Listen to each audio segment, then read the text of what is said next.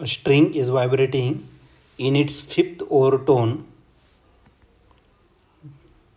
between two rigid support 2.4 meter apart. The distance between successive node and anti node is.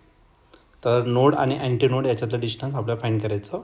हा question 2023ला आलेला होता. याचे 4 ऑप्शनपैकी ए option आहे 0.1 metre, B option 0.2 metre, C option 0.6 metre आणि last D option आहे 0.8 metre. तर या 4 ऑप्शनपैकी या क्वेश्चनचं करेक्ट आन्सर काय असलं पाहिजे, तर आपण याला सॉल्व करूया आणि मग डिसाईड करूया. तर या ठिकाणी आपल्याला एक स्ट्रिंग दिलेला आहे जो व्हायब्रेट करतोय फिफ्थ ओव्हरटोनला. ओके, 2 रिजिड सपोर्ट दिलेला आहे 0.4 मीटर अपार्ट इतकं दिलेलं आहे. ओके, तर स्ट्रिंग जर घेतलं तर फ्रिक्वेन्सी ऑफ पिथ ओव्हरटोन आपण या ठिकाणी फाईंड करणार. मग frequency of pth overtone for a string, for a stretch string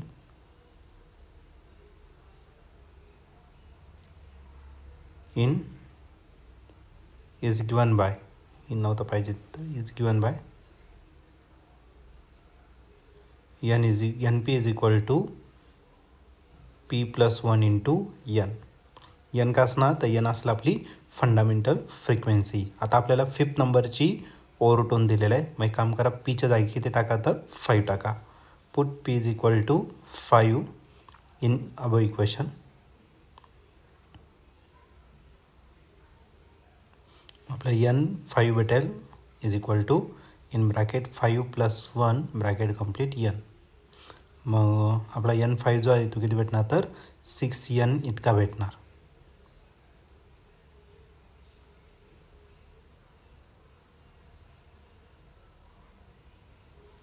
that means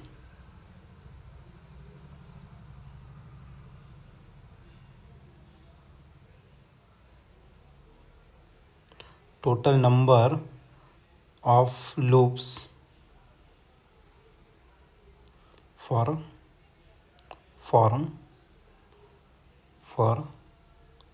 fifth overtone is 6.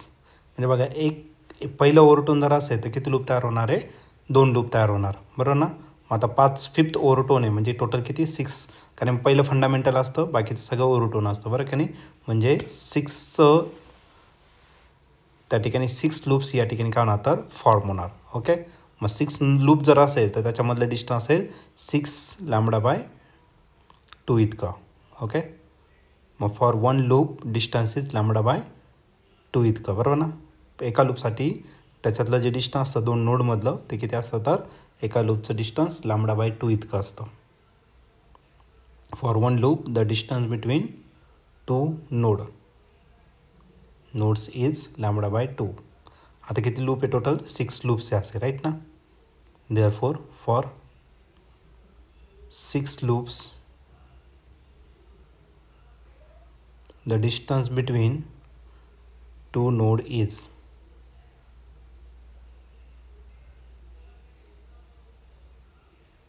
6 λ/2 म्हणजेच किती 3 λ भेटेल आपल्याला. दॅट इज डिस्टन्स यल इज इक्वल टू 3 λ. आणि यल दिलेला आहे तुम्हाला किती 2.4 मीटर एवढा दिलेला आहे. तर आपण या ठिकाणी पुट करून टाकू 2.4 इज इक्वल टू 3 λ. आता 3 इकडे मल्टिप्लाय, इकडे काय करा डिवाइड, मग λ is equal to 2.4 divided by 3. आता 3च्या टेबलमध्ये 24 आहे, 3 8 किती 24, पण इथं पॉईंट आहे तर 0.8 येऊन जाईल.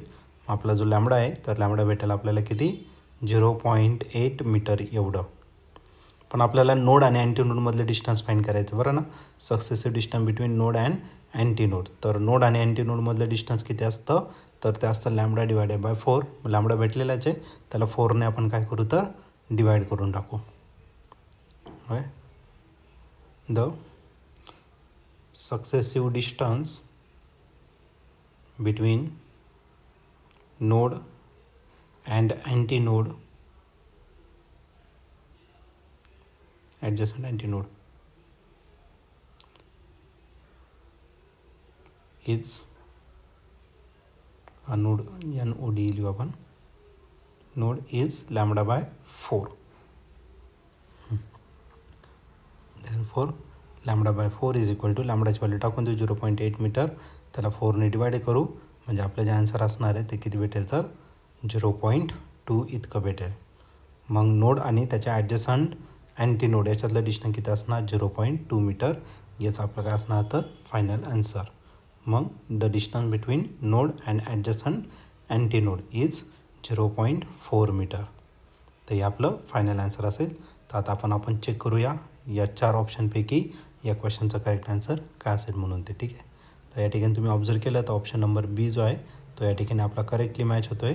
मग या क्वेश्चनचं करेक्ट आन्सर ऑप्शन बी असेल. ऑप्शन बी म्हणजेच किती 0.2 मीटर.